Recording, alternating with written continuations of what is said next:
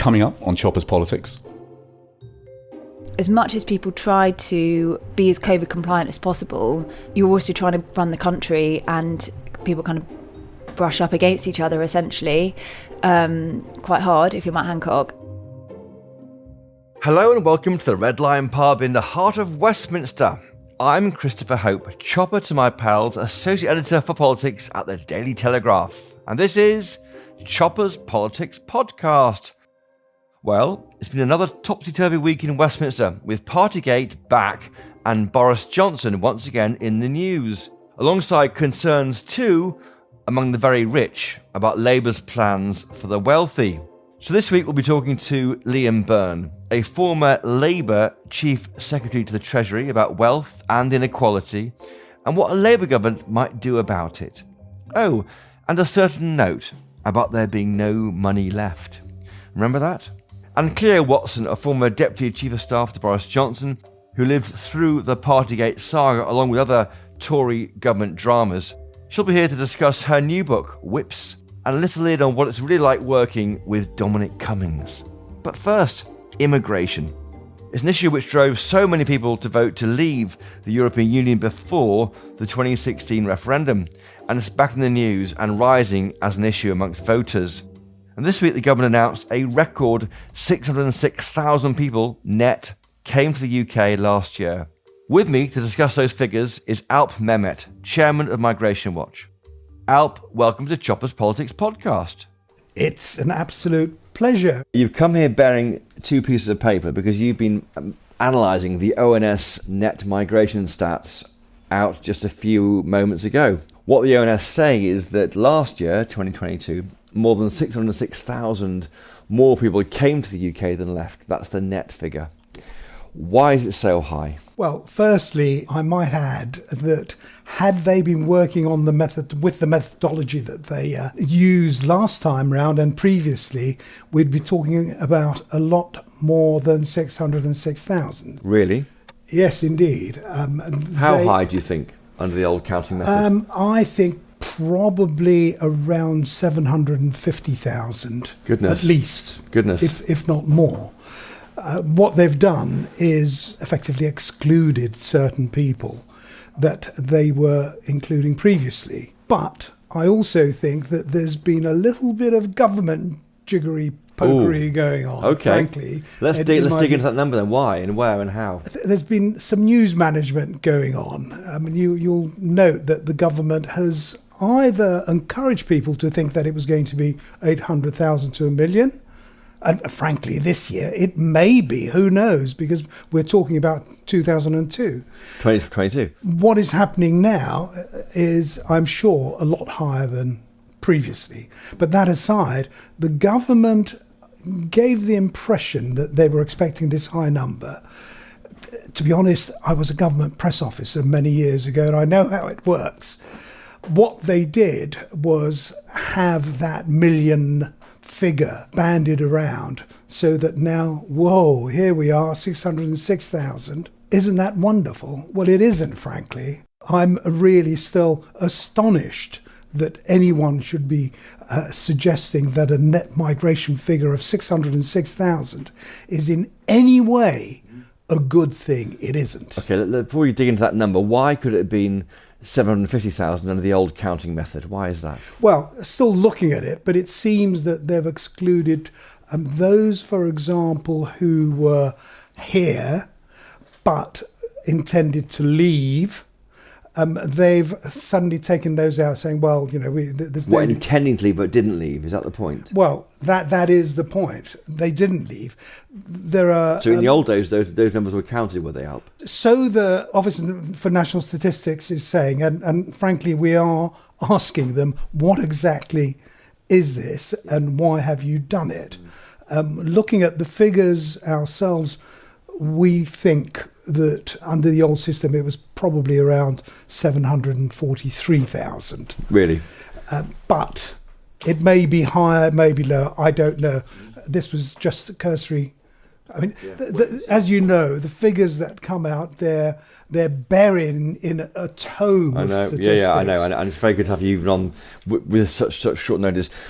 The top lines are, though, that there's lots of people arriving from Ukraine, 114,000, 52,000 people from Hong Kong, and 76,000 asylum seekers. Now, if you take out Ukraine and Hong Kong, that's near 165, 170,000 people who won't be long term on that list, and that brings the number down to a more manageable 450,000. Not manageable at all. Well, that's Chris. still too much. I'm afraid it's way too much. Look, over 20 years, when net migration averaged 245,000 annually. And that's the figure going out 10 years hence, isn't it, from the OBR? Yeah, and that's the figure going out from the OBR. We had a population increase of 8 million. Nearly 7 million of that, or 85%, was due to immigration, migrants and the children of migrants. So you can't say that 400,000, 600,000 a year net migration. There are also those who are saying, well, we should really be looking at other things. We don't need to include students, and net migration is the wrong metric. Well, it isn't. It's absolutely the right metric, because it's on that figure that demographers like Professor David Coleman, who has been with Migration Watch for many years, those sort of individuals are the ones who work out the projections. What is population going to be based on this? Should we not maybe think, isn't it great that people want to come here in large numbers? Is that a tribute to this country, our generosity, our openness to people? Well, yes. We've never turned people who've had a right to come here, those people who were born here but of a different ethnicity. Everyone is... Look, I'm a first-generation migrant. You're from what is now Northern Cyprus. You came here in the 50s. Indeed. First generation, no? And you were welcomed here. I'm a first generation. I arrived not being able to speak English. I went to a school in the East End of London. Some might argue that I even joined the establishment. Having well, become... you were. Well, I was going to ask you about, because you were a UK ambassador to Iceland. You were a senior figure in the Foreign Office. Why do you think, then, these numbers are tolerated by the people who run this country, the people in charge of the border gates in our airports and ports? I think there are those who genuinely believe that there should be no borders. There are those who believe that the mix, the multiculturalism, the numbers of people coming in, as you say, isn't that wonderful? Isn't that something to be welcomed? Well, yes, but what limits? What numbers? What on earth are we going to do about housing people, about finding GPs for them, about having the right number of schools and teachers for their children? So it's a worry about stress on public services, and that may be why immigration is now the third most important issue for voters in polling. And rising. And rising. Frankly, it's also why 60% of people or thereabouts say that immigration has been too high and needs to be reduced. I look at the Nigel Farage that appeared on the BBC Newsnight's programme last week, ITV's Peston programme last night. These are the main political outlets for him. I just wonder what's going on. I just wonder whether we're going back to the early 2010s in terms of the politics, and whether Farage might try and start do things on immigration as the way he did with UKIP. It isn't just Farage, frankly. There's a lot of people now who are genuinely concerned. Even the Labour Party. Yeah. I mean, my goodness, they're saying the sort of things now that I've been asking the government to take on for years. Like what? Like, for example, the points-based system. Just a small example, which was, you'll recall, introduced in order to control and reduce immigration. We were told that by Boris in 2019 over and over again. Nonsense. I was saying at the time, and even before, that a loose points-based system will only lead to more people coming here, not fewer people coming, the point of the more. points-based system is it can be tweaked by the people in charge of the country to reduce or increase immigration. And what is the truth of it is that Boris Johnson was relaxed about net migration. He was in charge for 3/4 of the period we're talking about. He let the numbers in. Well, from what I hear, and he fought on the Vote Leave campaign. Well, indeed, but they had nothing to do with Vote Leave. This was post Vote Leave when they're saying taking back control. We're going to take back control. We're going to get Brexit done, linking the two, referring to the Australian points-based system. Our system is nothing like the Australian system. There are no limits in the way that the Australians have limits. And Boris, frankly, misled people. Boris misled people because, as you say, more than relaxed, he was actually in favour of high migration. So there are choices to be made here by politicians, and they could make it harder to come here for migrants, couldn't they? But they're not. And what would you do if Alp Mehmet were Prime Minister today? Well, I would certainly tighten the points-based system. I would do what the government has announced and say no dependence for overseas students coming here ostensibly to do master's degrees. Yeah, right. Well, they probably are. But well, let's not poo-poo the idea. I'm not suggesting that they're not. But what sort of master's degrees are they doing? Where are they doing it? What are they qualifying? So greater scrutiny of the student numbers coming in and their families. Greater scrutiny of those coming in, not just for postgraduate studies, but for undergraduate studies. Frankly, all around Africa, the subcontinent, Indian subcontinent, you've got agents. You've got agents who are saying, I'll get you to the UK, you can study there and stay to work. That's what they're selling. They're selling a job. Points-based, students, and what else? Nothing else? Well, with the families, for example, I think the earnings thresholds for those who are being brought here, joining other members of their family as dependents, I mean, that's pitifully low. Increase that. That. Just finally, is the kind of nervousness about immigration and being tough on it anything to do with claims that it's racist to try and stop people coming here? It's a racist policy. That's what the left would say. And you've had this a lot. Well, funnily enough, I was talking to a Labour politician today, and they were, behind their hands, they're saying, of course this is right. One of them even pointed to what Bernie Sanders is saying in what's right? Bernie, the fact that we need to bring down immigration, to reduce immigration. Yes, of course. And they are, in fact, advocating the sort of things, as I say, that we've been calling for a long time. So, Alp Mehmet, just finally, how is Migration Watch going to put the pressure up on the government over migration? For years, we've been saying to them, this is a sensible thing to do, this is what people want. Well, a lot of those people who are asking for it, frankly, don't have a voice or are ignored. What I'm going to do is launch a petition, a campaign, and it's going to be a continuous campaign over the coming months where we're going to invite people to sign up to our petition calling on the government to cut immigration and cut it by a lot. We believe to fewer than 100,000 a year. Which is what Suella Braverman told me on this podcast in October. That's our ambition. Thank you for joining us this week, Alp Mehmet on Chopper's Politics Podcast. Great to have you on. Thank you, sir. Thank you. Alp Mehmet, thank you. Now, it's been a big week for news on Labour's plans for the economy, with Shadow Chancellor Rachel Reeves setting out her business model for Britain in a speech in America. And one senior Labour MP who's doing some serious thinking about inequality and what the next Labour government might do about that is Liam Byrne, the MP for Hodge Hill and a former senior Treasury Minister.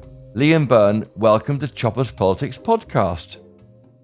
Liam Byrne, Labour MP, former Labour Cabinet Minister and Chairman of the All-Party Group on Inclusive Growth. Welcome to Chopper's Politics Podcast. Thank you for having me on. Great to have you on. The first time in the Red Lion pub? There's a family myth, actually, that my great-uncle used to run this place in the 50s. No! They were Irish publicans, yeah, and they ran this place for a little bit, I think, before moving on to the Churchill Arms on the Pimlico Did estate. they? So relations grew up here, possibly? Yeah. Pulled pints for Churchill? Yeah, well, I don't know. I can't imagine that. Pints of champagne for Churchill. It's too maybe. amazing. Yeah. Now, you're writing a book, Liam Byrne. What's it called? So it's the inequality of wealth, why it matters and how we fix it.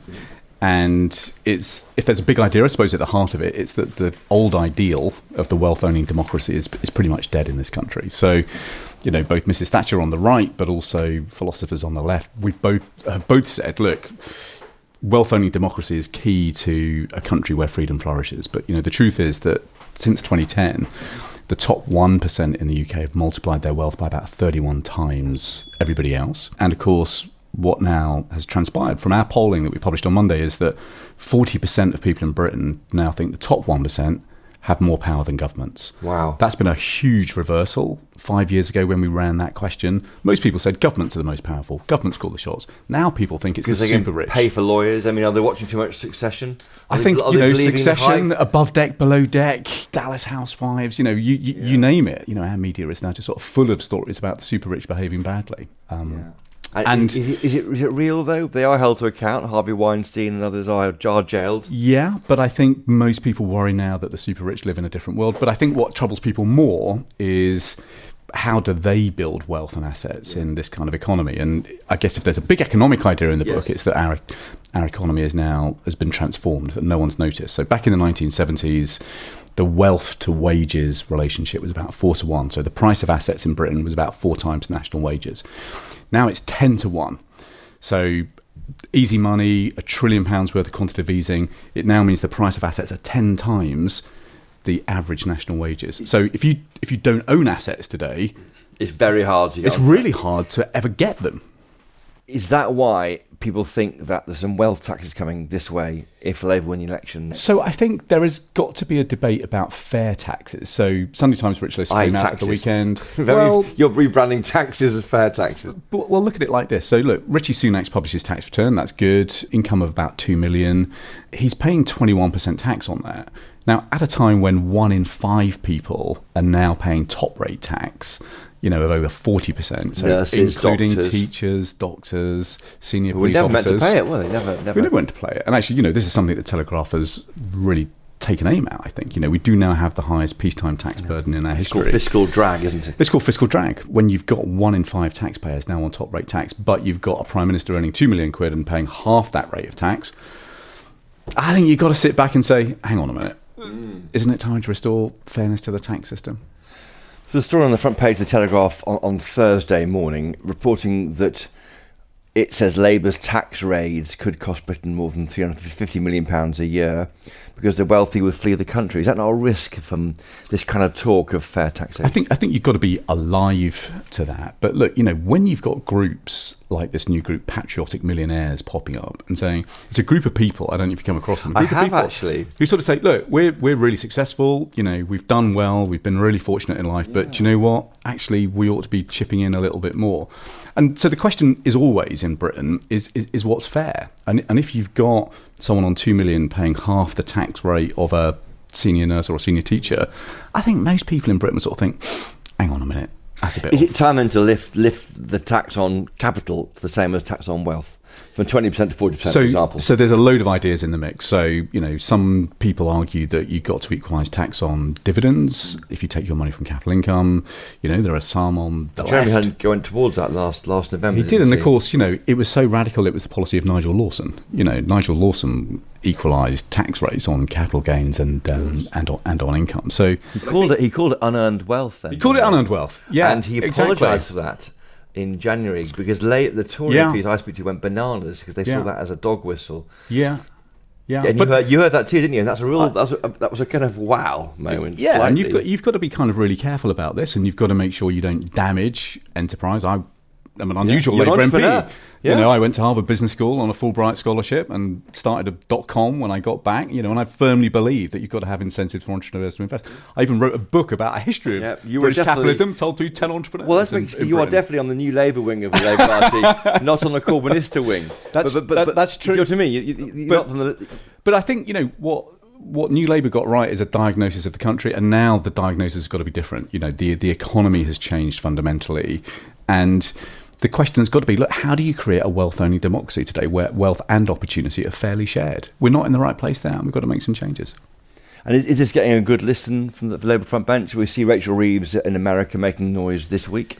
Yeah, I think Rachel's got some big things right. No, so, you know, the point that she's making, I think, is that, look, things have changed a lot since the Berlin Wall came down, and, you know, we've spent 30 years driving out all the inefficiencies in supply chains, but we drove out the resilience too. Now there's national security worries. You've got to have a green transition, and crucially, you've got to improve Britain's productivity. So you've got to transform investment and innovation. And that means the state has got to take a bit of a role. You've got your book coming out in January next year, which I wonder whether might be the tome that drives economic policy in the next Labour government. Let's park that thought there. Let's say it early on this podcast.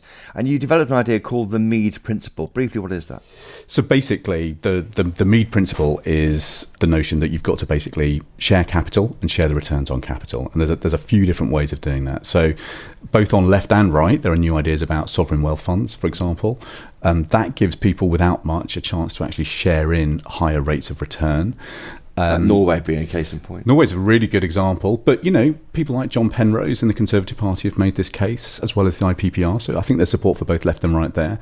But the key thing is you've got to give people assets and wealth, because that's fair access to those. And fair access to those, because that's the only way they can share in the rising prosperity of the country. How do you do that without taking money away from this tiny 1% of very, very rich people and spreading it without creating this flight of capital as described in the Telegraph? Well, I think you've got to share the way that wealth is generated across the country. So at the moment, most wealth is generated in London and the South East. So actually creating stronger economies in the regions is one first important step. It's called levelling up, another language. Used to be called levelling up. I don't know if that's still on vogue now. You know, second, creating things like national wealth funds are important because it gives people a share in the wealth of the nation as it grows.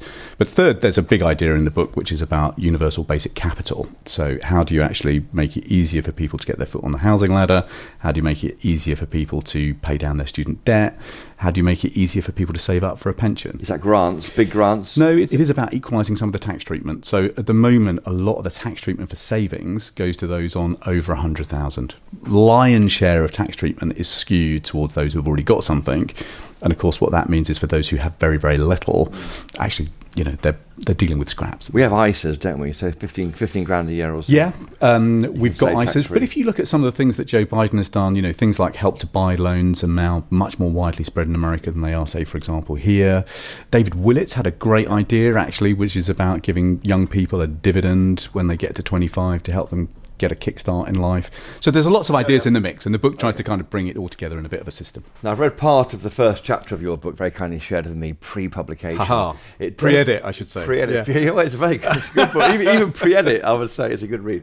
You do talk, don't you, about this letter, which is brandished. I'm so sorry to bring it back. It was not at all. 13 years ago. It is in the Tory Party chairman, Greg Hands's pocket, because he produced it for me on the election trail. And he pulled this. It's obviously a copy of a letter that you wrote as Chief Secretary saying, "I'm afraid there is no money," and that's not nice for you. No, but I mean, look. I mean, first things first. There is gallows humour in Westminster, as you know. It's an old tradition that dates back to Churchill and Reginald Morgan writing that leaving note, basically, as the Chief Secretary of Treasury to the successor. But you know, the truth is that some things are just are best not written down, and I shouldn't have written that note, and I'm deeply sorry that I did. I suppose the irony is that I was the fiscal hawking government, you know, at the time, because if you think about the financial crash, the economy had just had a heart attack. So once we'd done the CPR, we had to do the plan to plug the gap, and I was the guy who had to put that together. We had to kickstart the financial system back again, because tax receipts had fallen off a cliff. And I was the guy who then had to basically figure out how to make the savings. So, you know, we had a plan to halve the deficit in 4 years, get debt falling by 2016. It was about £78 billion worth of measures, 21 billion from growth, 57 billion from... And you're writing thank you letters to civil servants. Yeah, I Thanks was. for all Do your you hard know, I work. was writing a load of thank you notes to the people in who that helped put this plan context- together, and I just thought, yeah. Because there's a history of these letters, as you described, don't you?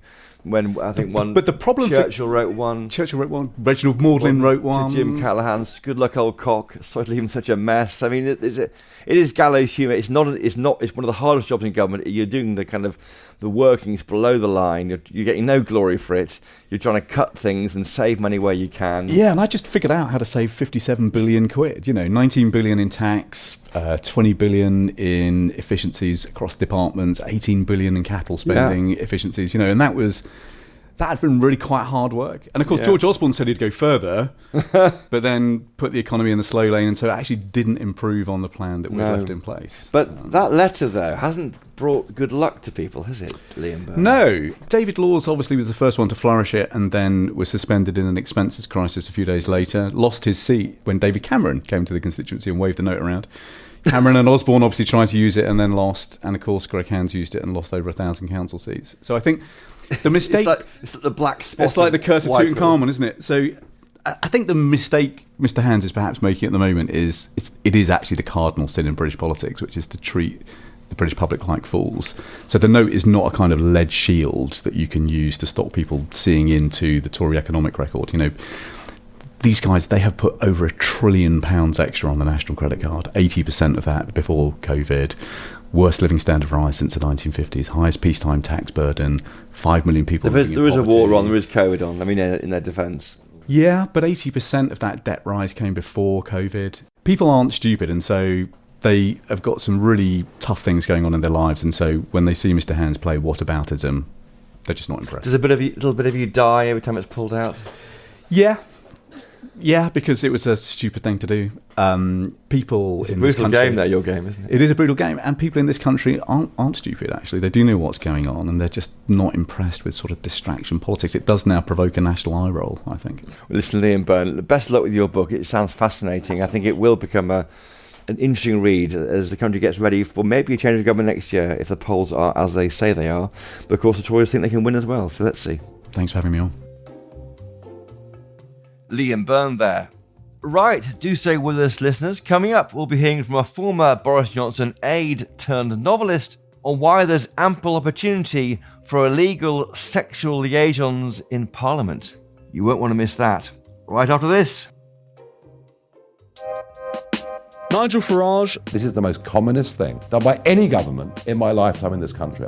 Lionel Shriver, Which is worse, Biden's not being in control and Biden being in control?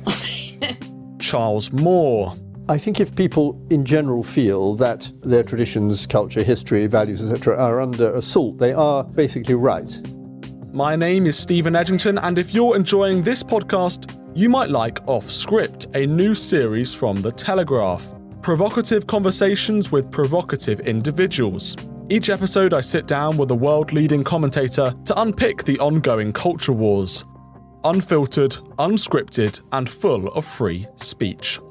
Be sure to listen to Off Script in the same place you're listening to this, and make sure to follow so you don't miss an episode.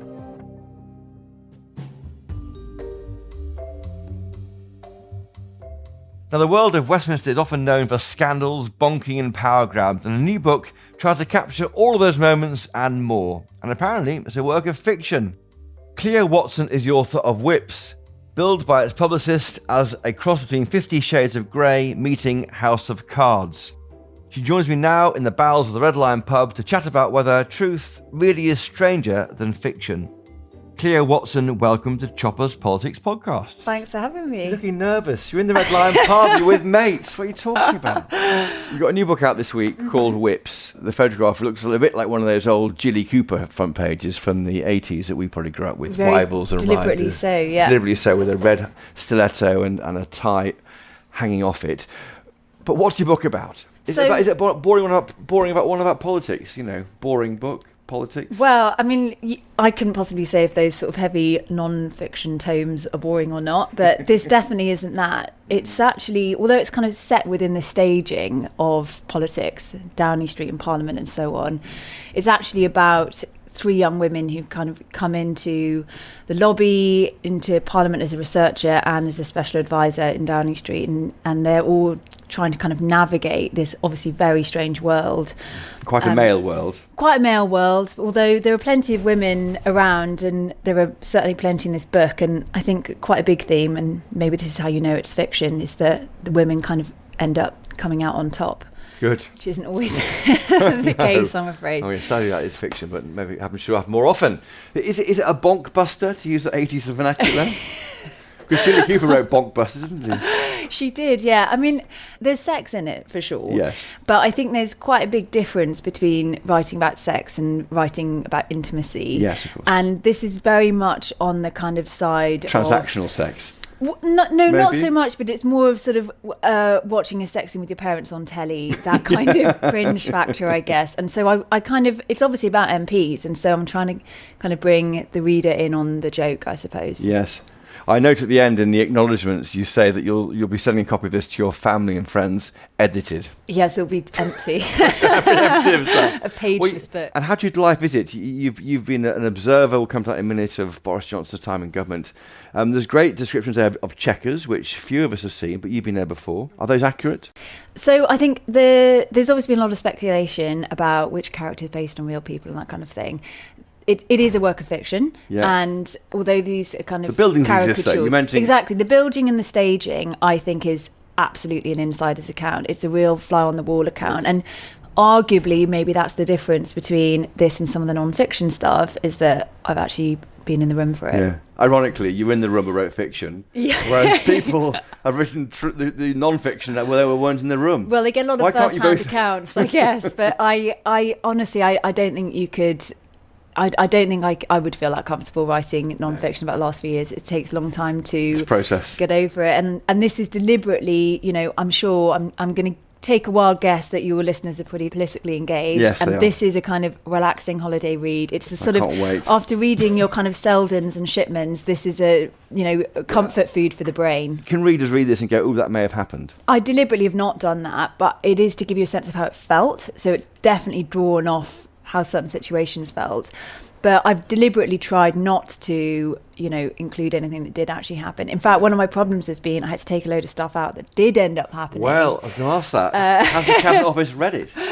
Have you submitted it? They don't need to, because it's fiction. They understand it. They only read non-fiction. Is that right? That's right. So you got around it. So Nadine Dorries' book out this autumn about the alleged plot to bring down Boris Johnson is a work of fiction, so it can go in without any kind of fiddling from the they don't Office. deal with libel, of course, so I don't know if there's different lawsuits coming, but yeah, I definitely have tried to skirt around real stuff that's happened, but within the kind of expanse of anything that's happened around SW1. When I originally wrote this a couple of years ago, I thought, this is really extreme satire, and now it all feels a bit familiar. So you wrote it when you were in office? No. I left office at end of 2020. So yeah, I time know. Flies. Coming up to 3 years. I've gone grey in that time. So but all kinds of stuff ended up happening that I then took out of the book. Obviously we've had an MP in the Commons watching porn. Yes. I actually have a kind of character written in who is a former Prime Minister, and without really thinking about it, obviously that's what Boris Johnson has become, but at the time I wrote that character in, everyone was saying 10 more years. Yes, because the PM is a woman in your book, of course, and that exactly. we had a couple of those, or 3 of them now, haven't we, in the Tory party, nothing in Labour yet. You do say there that you thank the civil servants who have the hottest gossip out there. Yeah. What's the best bit of gossip that didn't make the book? I think that people underestimate characters like the protection officers, gatekeepers on the doors. Yeah, they see it all. They've seen everything, those guys, and they've been around for a really long time, so they kind of remember everything back. So be nice to doorkeepers, be nice to police. Exactly. And as various cabinet ministers have found, be polite to everybody. Of course. But anyway, in all of life, that's true, right? Yes, that's very true. I mean, there's some stuff that I've been kind of hinted at that is essentially unprintable. But maybe for book 2. Maybe it's only 10:30 in the morning. I've got you a drink coming with some shot in it. So it didn't make it in the book. You can't say what the best bit of gossip is that didn't appear.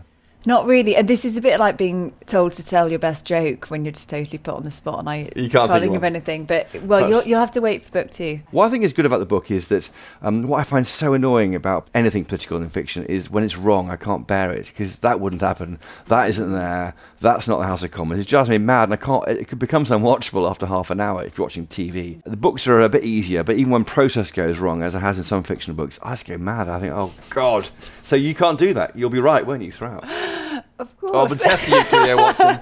I'll course. send you a text if anything's wrong. I did get a lot of advice from people who really understand trickier process matters and stuff like that. The bit I really didn't know anything about, though, and still don't, is how the lobby works. And I have a character that joins the lobby as a yes, junior one of the reporter. 3 characters is a lobby journalist. Exactly. And so you rely on kind of anecdotes and stories, but I suspect in the same way that it's very difficult for you guys to really know what it's like, inside the Prime Minister's office.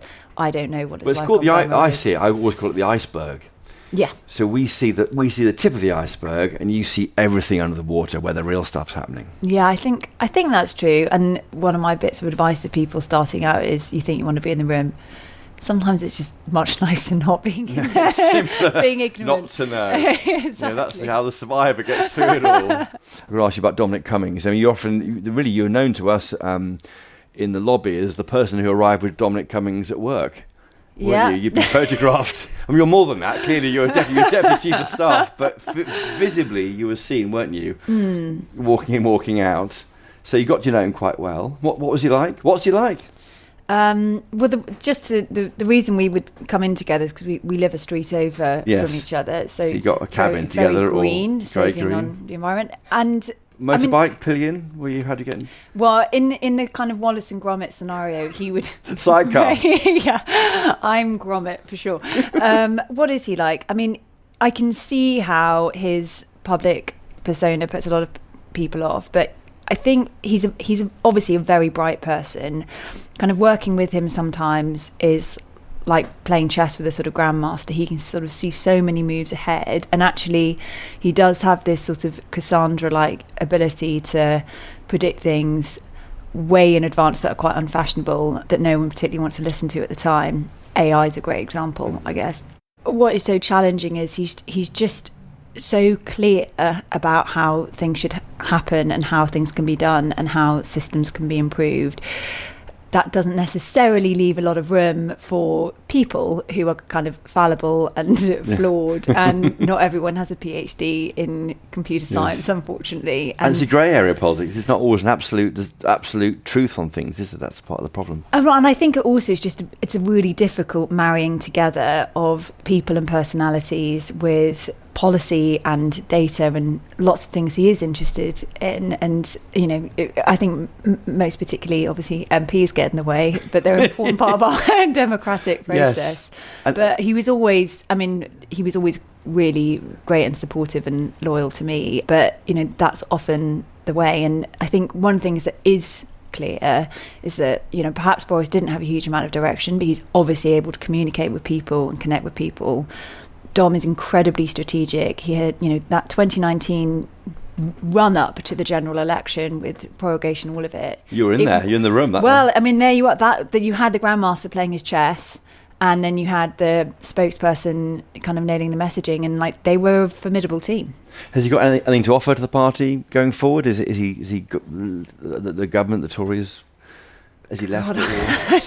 Honestly, you'll have to ask him, but it's probably a middle finger. I don't know. I don't think he's a party person. If we're talking about being of the Conservative Party, I don't think that's for him. But I think that it's people I kind of speak to often read his blogs and so on, because it is quite thought-provoking. Makes you think. I wouldn't say they're necessarily fans, but they're interested in what he's saying, and that's always quite important. And the blob is the conversation on this week, because the blob is meant to be trying to get Boris Johnson by 2 more complaints to the different police forces about alleged rule breaking during COVID. Is the blob a thing? Did you experience the blob? Were you in it? Were you of it? I mean, is it nonsense? If you're working in Downing Street, you do work with the best civil servants in the country. There's just no getting around it. And I thought they would absolutely amazing, all of them. But, I have not worked in a department, and my understanding is it's pretty varied, the kind of culture that you're working with and how proactive people are feeling. In my experience, though, the idea of this blob, it's less a blob and it's more like a kind of super tanker, those huge kind of oil tankers. And if you can set a course and be consistent and clear and sort of kind of put the blinkers on and this is the direction we're going in, then the tanker changes course. And it takes determination, though. Nothing would make me feel blobbier, I guess, than not being quite clear what the plan is, I suppose. Yes, and that's often the way, and you need some clear direction from the top. And there's been a lot of change for the poor old blobsters the last couple of years. Yes, the poor blobsters. Is Dominic Cummings in your book? Is there I don't know, Dominic Collins in the book, or a Daniel Cummings in the book? I haven't read through the end yet. You see? No, there's some speculation that there's a character based on him, but which one? But there is. I don't think you've come up against it yet, but it's definitely not the case. But who can say whether he won't get a bit of an airing in the second one? I've got to ask you something about the current news. Do you think Boris Johnson broke COVID rules at Chequers? I really don't know. The thing that does strike me is it's now a year on since the Sue Gray report came out, and for those kind of families who are still grieving people that they've lost, and for any workers and frontline staff, they must have felt they kind of had answers a year ago, and it must be so frustrating to sort of see it all happening again. And I think what is especially challenging with this is, the Privileges Committee got to get on and do their thing, but the COVID inquiry is really important. And for those amazing civil servants in Number 10 that I was talking about, the kind of work they were actually doing was unbelievable. It was harrowing stuff. We were looking at sites for mass graves and renting ice rinks for potential morgues. And particularly early on, before we kind of had that dashboard data, they were ringing up individual hospitals to find out how many people had died that day and how many cases they had. And that's aside from trying to work out what to do about women going into hospital to give birth alone and that kind of thing. And I think that they don't get the opportunity I have, say, to try and kind of explain myself a little bit, but they must feel like their time in Downing Street during the COVID period is defined by partygate at the moment. And the inquiry hopefully gets into a bit more, why wasn't the country better prepared, and what were people actually doing in there, and what could have been done better. Were you at any parties in Partygate? I was at one. Were you fined by the cops? Yeah, I was fined. It's obviously very embarrassing and regretful, and I wish I could take it all back, and yes. I feel very apologetic about it. But yeah, I was at one. I mean, you were all working together in a very small space, and you were trying to beat a common enemy, weren't you? And when you these little wins, you can understand maybe why it was needed to kind of relax at some point, or is that missed in the conversation? I don't think it was a relaxing point so much, but I do think the lines get blurred when you're working, particularly, you've obviously been in Downing Street. It's a series of old townhouses bashed together. It is not great. Small corridors. Exactly. It's not great for good spacing. It's not brilliantly ventilated. And as hard as we tried, we were doing lots of testing. Obviously, once the vaccines kicked in, that was happening too. But as much as people tried to be as COVID compliant as possible, you're also trying to run the country, and people kind of brush up against each other, essentially, quite hard if you're Matt Hancock. And I think that therefore some of the kind of psychology gets blurred a little bit of kind of what's appropriate and what isn't. Do you think we misunderstand politicians? Do you think we disregard that most of them are aiming towards a higher goal? There is a degree of public service behind it, and you have it in you too. You did it. You're doing it to help the country, weren't you?